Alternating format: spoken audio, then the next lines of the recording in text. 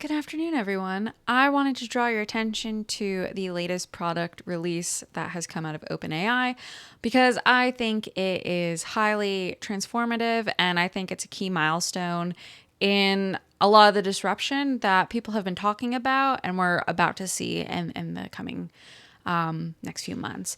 So yesterday, OpenAI announced the release of ChatGPT Agent. I tried to play with it. Hasn't rolled out yet to my account, but if it's rolled out to your account and you've tinkered with it, I would love to hear what your thoughts are. Basically, if you're not familiar with the distinction between like ChatGPT and Claude and Gemini and all these chatbots we've been using for the past couple of years and agents, think of it like a chatbot, that's something you chat with compared to, or jumping to like an intern, right? I think of agents at this level kind of like interns.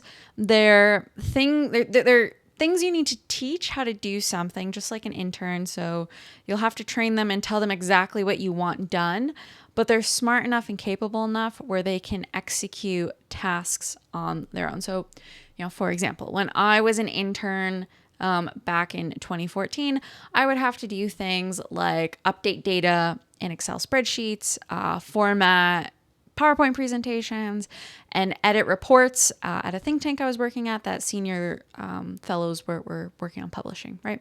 So those are all pretty common tasks for interns or people who are at a very junior level. Maybe, I also did things like read the news and monitor when I worked at a senator's field office, read the news and push out stories or send stories to the office in DC to let them know what was important. So it's a lot of administrative, back office kind of work.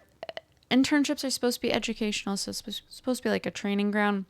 Regardless, I think of AI agents at this point in time kind of like interns.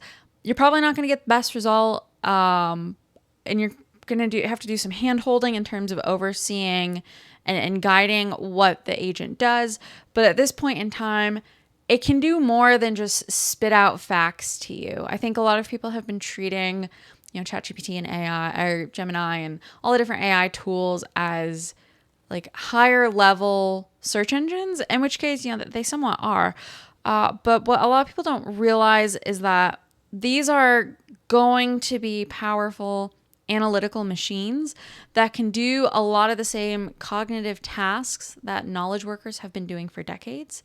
And because it can do it more effectively, more efficiently, and more affordably, it's going to displace a lot of people. I think there's this myth that AI is just going to take everyone's jobs.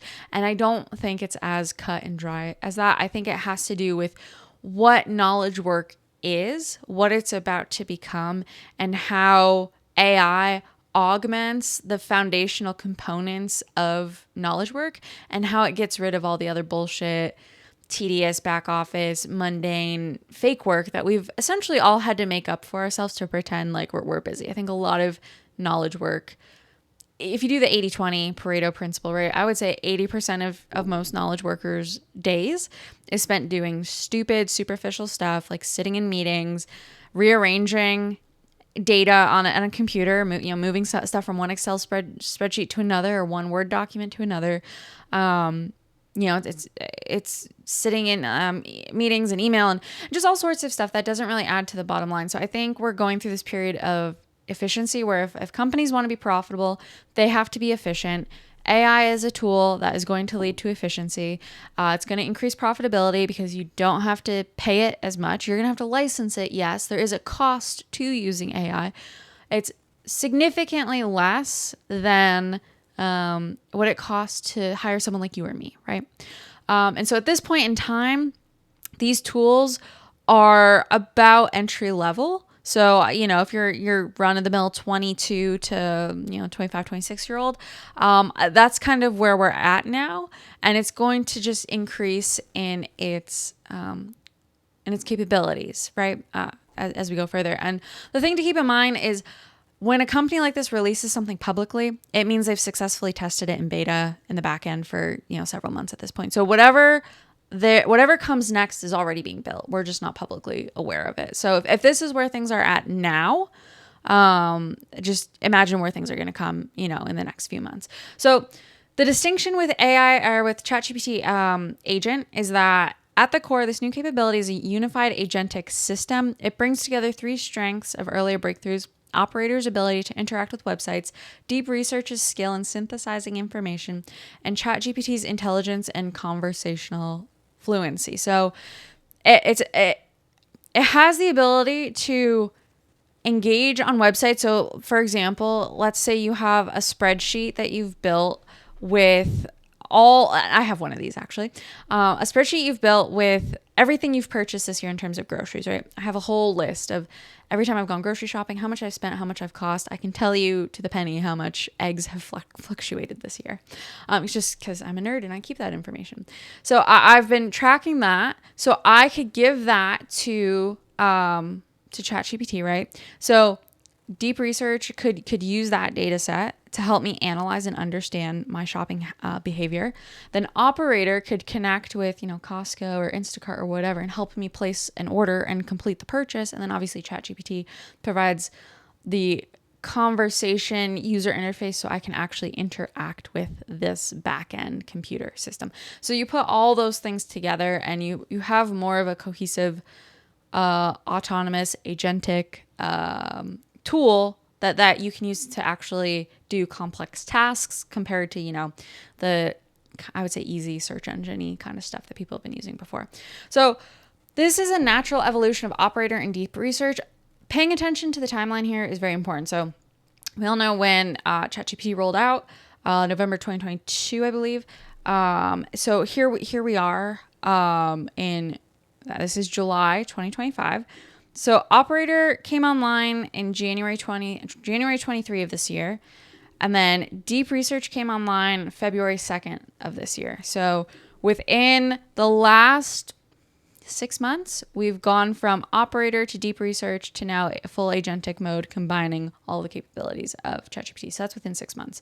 And then, of course, the entire evolution of AI has just been a couple of years. So we're moving very rapidly. And the race is on. We are in an arms race, a digital arms race to see who builds super intelligence, artificial general intelligence the fastest. And this is between countries, so US and China. This is between companies, so Meta, Amazon, Apple, Google, Anthropic, OpenAI, XAI.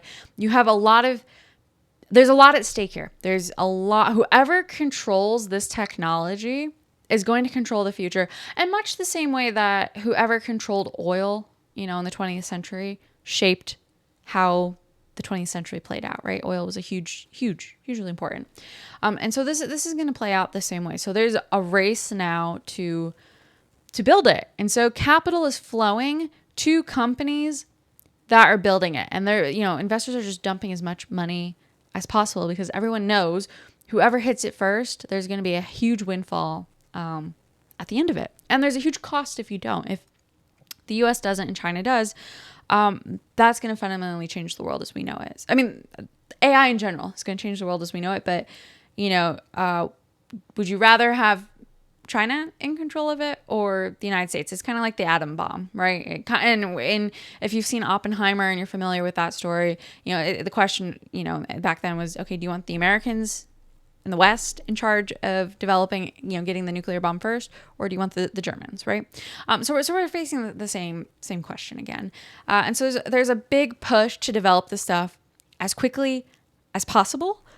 So the fact that we have AI agents now and they're kind of at the intern junior employee level is a good indicator that if things continue on the current path they're supposed to be on, within the next 18 to 24 months, they'll start taking a lot of white collar jobs.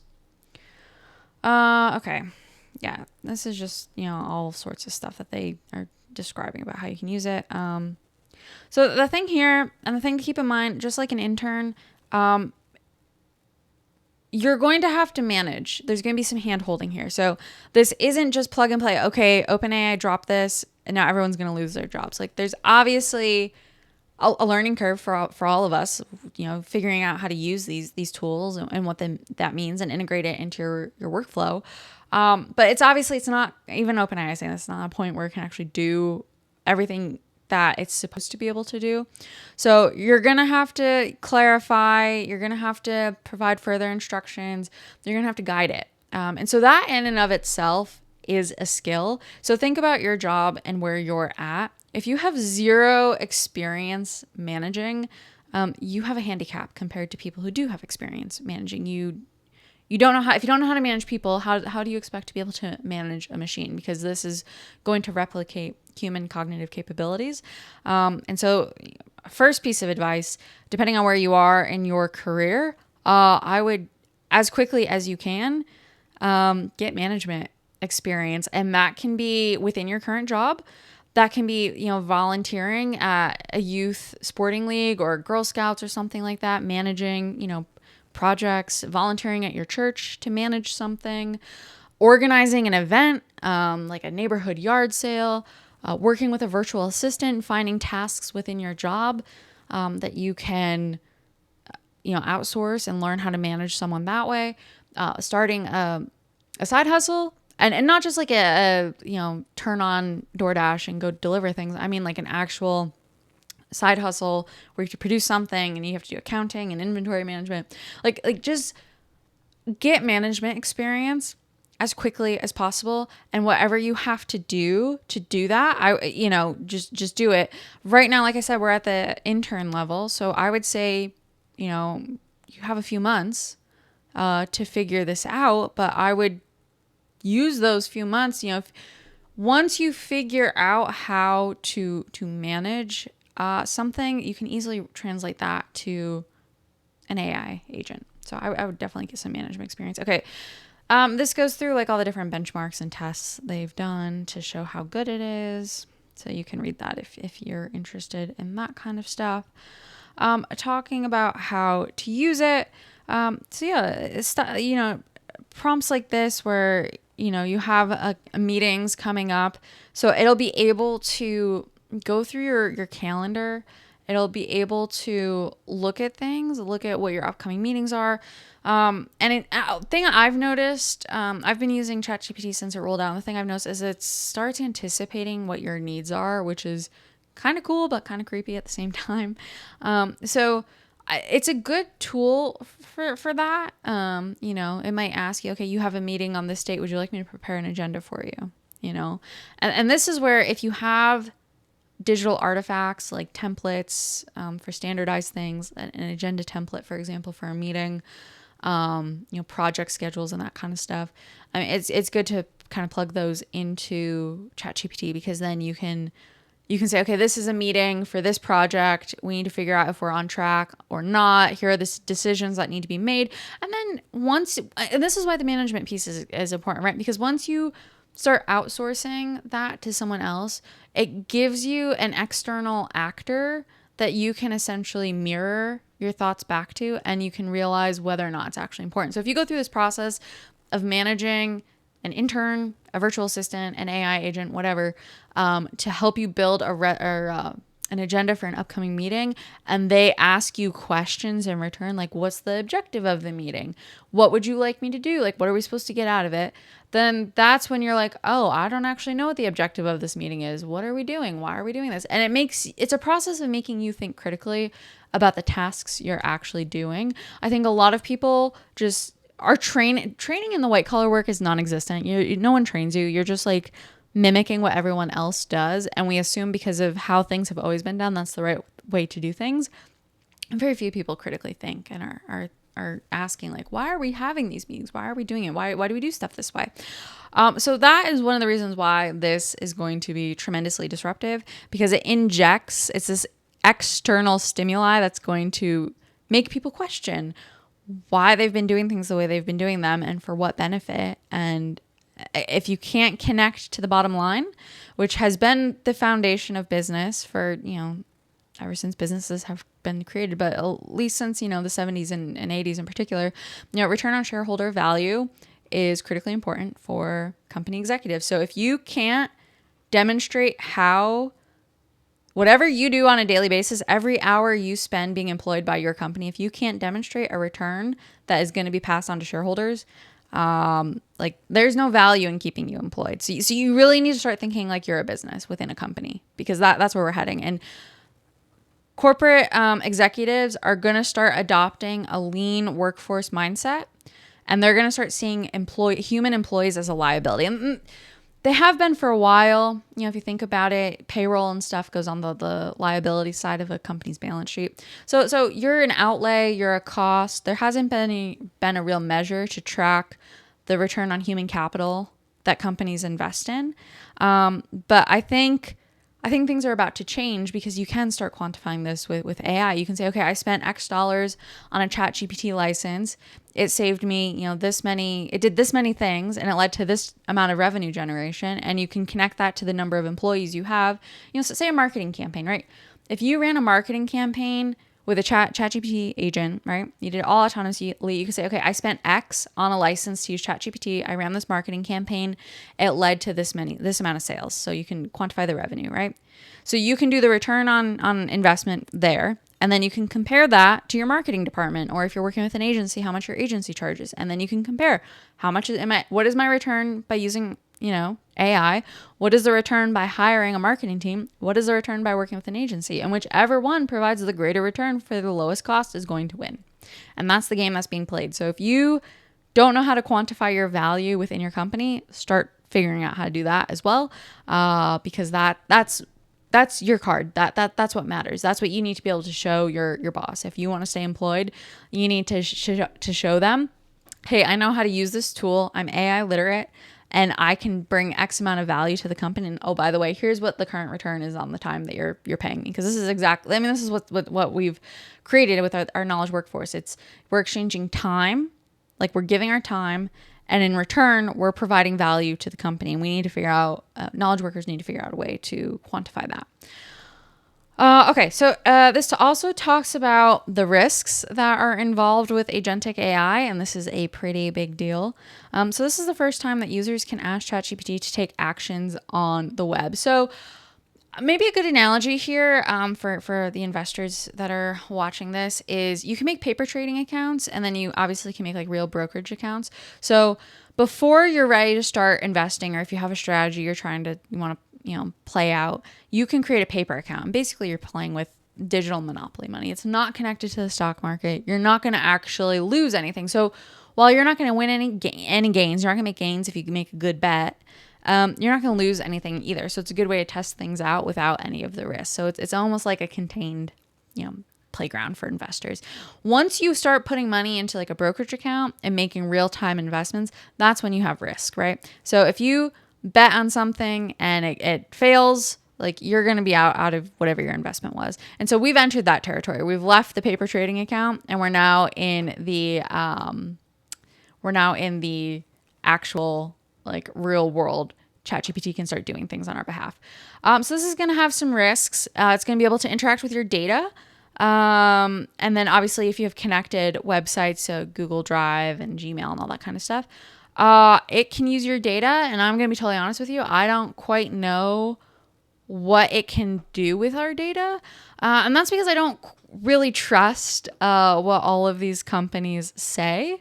I like for I think everyone who has ever used an online tool, you don't actually know how your data is being used. And yeah, there's like terms of service and all these privacy policies, but they're written in a language and they're so convoluted that it can be difficult to figure out how your data is being used. And I think the vast majority of us, right? You see all these other YouTubers with ads for like Incogni and these third parties that can help you protect your data from data brokers and that kind of stuff. I don't think most of us understand how those data brokers got our data in the first place, right? And there's this entire seedy underworld of data harvesters and data collectors selling data to different companies for all sorts of different purposes. So this is where, part of being AI literate is also going to require you to be data literate and understand what your data is, what you're giving out, and what the consequences of that are. So again, let me give you an example. I used to have a Fitbit. I have a Garmin now. But I used to have a Fitbit. I got rid of my Fitbit as soon as the moment Google bought Fitbit and acquired it. I got rid of my Fitbit. And that's because Google is inherently a advertising company. It's not just a search engine platform. It's an advertising company. And I knew as long as Google had access to my health data, it could use that in ways that might hurt me. And just for example, it could take, your blood pressure data and be like, okay, Amanda's stressed right now. Maybe she needs chocolate. And then all of a sudden you see a prompt on Google Maps for, the nearest crumble cookies. So there's all these like insidious ways where you're subtly coaxed into doing things and you don't really realize how it's happening.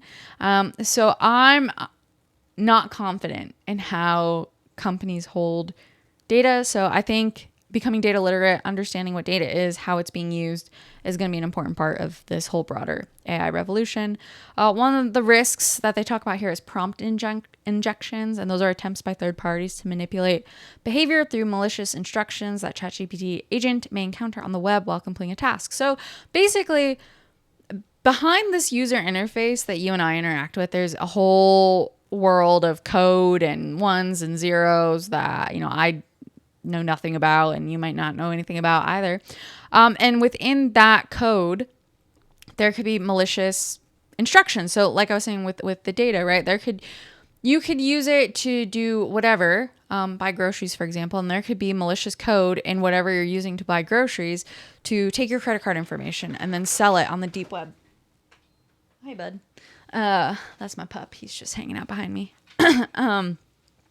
So yeah, you could use it, like people could use your data for all sorts of nefarious purposes. And so you need to be mindful of your data. So I was saying before, you need to be data literate, but also AI literate. There's all these terms, if you've noticed, that companies are using that are completely new. So alignment, AI alignment, what is an agentic system, prompting, prompt injections, bias. Like there's all these terms that mean different things within the context of AI. So part of becoming AI literate is learning the language and the vocabulary that the people building AI are using, so that you can become conversant and you can understand how it's being used and how to leverage it.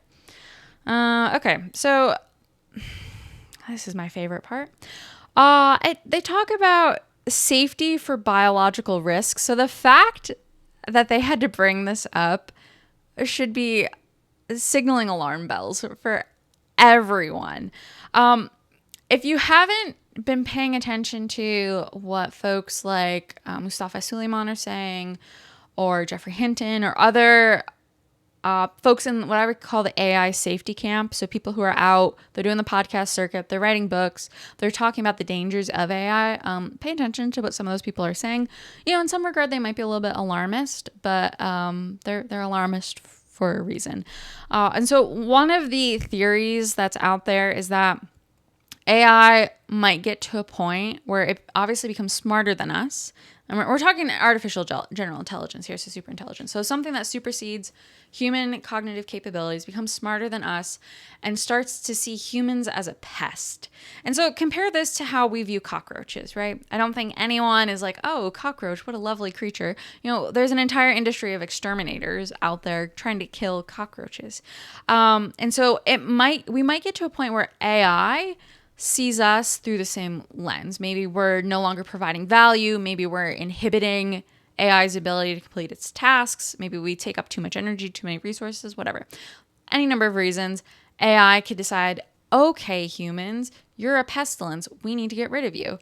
And so one of the leading theories in the way that they could get rid of humans is through some sort of biological attack or capability, right?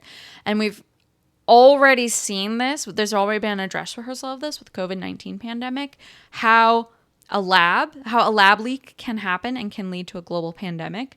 And because AI is coming online alongside a revolution in synthetic biology and in the life sciences, it's possible that this could be powerful enough where you could instruct an AI agent to create some sort of bioweapon within your own garage. So some random person, anyone, any random person, don't need a lab anymore. You could construct something in a garage and unleash it onto the world. Or, AI could, if it's connected to a lab that has, digital locks and all that kind of stuff in place, or even, a nuclear silo, for example, it could insert itself into those operational systems and then release something that would destroy humanity. So, well, one of the things I learned, because I used to work on a counter-nuclear smuggling program in the Middle East, and we dealt with a lot of radiological materials and dirty bombs and that kind of thing, is that the likelihood of something happening, a meltdown,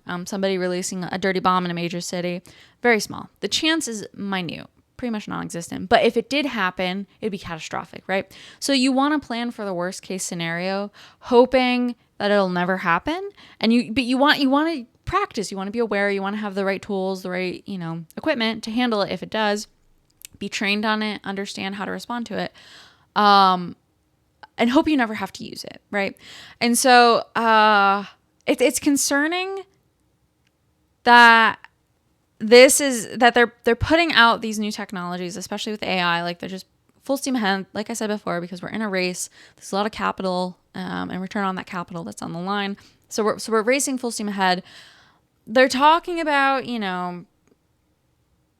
while we don't have definitive evidence that the model could meaningfully help a novice create a severe biological harm, we are exercising caution and implementing the needed safeguards. Now, they're not implementing the safeguards. I think we all know that, because the people in the AI safety camp have been calling this out for a few years now, asking for moratoriums on development and that kind of stuff. And so the fact that they're moving full steam ahead signals to me that a lot of this is performative to give the illusion that they've created safety where it doesn't actually exist. Okay, so it talks about availability. So if you use ChatGPT, the Pro Plus and Team plan, you'll be getting this soon. So if you don't have it now, you'll be getting it soon. Okay, yeah, talks here just about some of the limitations. Okay, yeah, so that's about it. So ChatGPT has rolled out agentic, its agent mode. I think this is highly disruptive. And I want to call your attention to this framework. This is something I've been referencing because it is written by an ex-OpenAI safety person who left the company in response to the lack of safety. So kind of an OpenAI dissident, if you will. Paying attention to these people because they were obviously on the inside. They know what's going on. So while lots of, the World Economic Forum, McKinsey, different consulting groups, everyone, people are talking about AI and they're creating forecasts. I think taking a forecast from researchers who understand what's at play, understand the technology, and are creating a roadmap is more beneficial. So this is the framework I'm working off of. If you know of a different framework, please feel free to share it. But this is called AI 2027. It was published in April, and it basically gives a timeline. It's a timeline of how AI agents are going to come online and how we're going to move from unreliable agents, which is kind of where we're at now, to reliable agents, to getting to a point where, they have what's called a superhuman coder. So someone who's a lot smarter than we are. And this is a really interesting framework because you get to kind of choose your own ending, but it more or less leads to kind of the same outcome. But I won't spoil it for you. You can play with this if you want. But you can see here on the timeline, right? You go from unreliable agent to reliable agent to superhuman coder to superhuman AI researcher. And it's this exponential curve until you hit 2027. So this is why I think we only have 18 months left until things really start hitting the fan. Because I think this is a pretty reliable assessment of where things are. So by mid-2025, they predicted we would have the first glimpse of AI agents. It's July, and we certainly do have the first glimpse of AI agents. And out of public focus, more specialized coding and research agents are beginning to transform their professions. There's one called Devon AI, which is something that a lot of financial institutions are using. So, Goldman Sachs, Citigroup, they're all using Devon. And this is basically a junior level software engineer who debugs things and fixes problems. And Devon is available for just $20 a month. So, it's really hard to compete on price when you have an AI agent that's able to do that. And so, yeah, they're already starting to transform, financial professions. And like it says here, coding AIs increasingly look like autonomous agents rather than mere assistants taking instructions via Slack or Teams, making substantial code changes on their own. And Devon does just that. It integrates with Slack and looks like linear, and you can solve problems. I don't know how well it works. I obviously haven't used it. If you're familiar with any of you used it, definitely leave a comment below. But like I said, bigger financial institutions are already starting to implement this kind of stuff. So yeah, I mean, the agents are impressive in theory, but they're in practice unreliable in much the same way that interns look impressive on their resumes and they might not be as reliable in practice. But over time, right? Over time, as you train them, as you refine them, they will get better. So I would look at this assessment seriously. I think there's value to it. I think we're on schedule. And because of some of the reasons I mentioned above, I think we're going to stay on schedule, even if the AI products that are being released aren't fully there yet. I think there's a financial incentive to get products to market as quickly as possible. So that's what companies like AI and OpenAI and Google and Anthropic, that's what they're going to do. So if you found this interesting and helpful, I'm working on putting together an ebook, just kind of outlining my vision for where I think we're going. I've been paying attention to this and studying this for the past couple of years, looking at the history of previous technological revolutions that have happened in the past to see what exactly is going to happen to us, right? Like white collar work is going to disappear.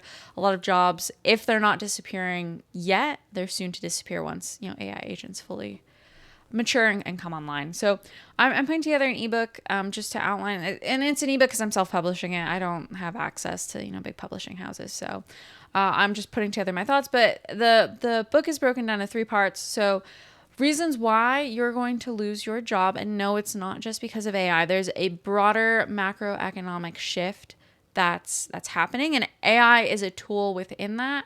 But there's also a change in how employers and companies look at human capital and how human capital is leveraged on their balance sheets.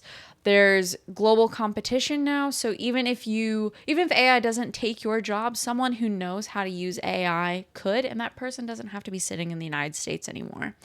And of course, there's going to be a lot of other shifts too. Pre-existing business models, things that used to make sense, no longer do. I've recorded a video about this. I used to do a lot of SEO, freelance writing, literally like a year ago. Like this time a year ago, I was making money as a freelance writer, writing content for the personal finance niche for 3 or 4 different clients. And as of this moment, my income has dropped to 0 because new changes have happened. Changes in Google search has happened. Google search has declined. AI has come online. So changes have happened within the last year that have dropped, my income from at this point it's 100%. A month or two ago it was about 80%. So this change is moving rapidly. So there's a multitude of reasons why you'll lose your job. I think some people will be more affected than others. So obviously entry-level workers are most at risk. That means Gen Z. Those of you who are still in college or planning on going to college, I would drop out ASAP because there's not going to be anything that your teachers can teach you that can help you prepare you for the economy that's about to emerge. I also think women are going to be adversely affected as well by tech displacement because a lot of the work women do, it's just glorified office babysitting, paper pushing, managing information. They're not really doing the work that contributes to the bottom line. And some women do. Okay, not all women, but the vast majority of women are doing stuff on the surface that is going to be easy to replace with AI. And then obviously the third section of this is what do you do about it? Okay, I've talked about what the problem is, how you're going to lose your job, who's most at risk. So what do you do about it? And I think there's some things that you can do and there's things you're going to want to do and you want to create a skills moat around yourself. And it's not just going to be like it was, in 2008 when everyone said go to college or go learn to code or whatever. That's not the solution this time around. So you need to think more strategically, more long term. You need to add more depth into the skills that you're building, and think about things that really fundamentally matter to your existence, both physically, spiritually, mentally, all that kind of stuff. So I'm putting together this ebook. The draft is right now in progress in Notion, and then I'm sharing it as well on Substack. So if you're a Substack subscriber, you'll get updates when those are published. You can read more about it here, and more about the outline and all that kind of stuff. So I'll leave that link in the description if that's something you are interested in. If you want to learn more about what's happening, I'm gonna put this out to hopefully shed some guidance. Like I'm kind of with you on this. It's hard to predict and forecast where this is going, but I think there's a lot of lessons from history, and there's just a lot of common sense things that are happening, that makes me think the shift is going to be very profound and transformational. And the fact that, we're on target, AI 2027 said the world will see its first glimpse of AI agents in mid 2025. And here we are in mid 2025 and the AI agents are appearing. I think there's good reason to anticipate, 18 to 24 months being, a window when things start going south. And that means if you're watching this and you're paying attention and you care about all this stuff, there's stuff you can do right now. And I do mean immediately right now. There's stuff you can probably do within, I would say, the next 6 to 12 months to begin planning and learning, becoming AI literate, bolstering your finances, doing all sorts of things to hedge yourself against what's to come. But the key is taking action now, because the window of opportunity is quickly closing. And I don't think you want to wait until 2027 to see what happens. I think, it's better to prepare for the worst and hope for the best. So if you enjoyed this video and you got value out of it, I would love it if you would like and subscribe. That would help me build out this channel. And if you're interested in some of the stuff I've written about this on Substack, you can head over to Tomorrow Today over on Substack. And I will see you in the next video.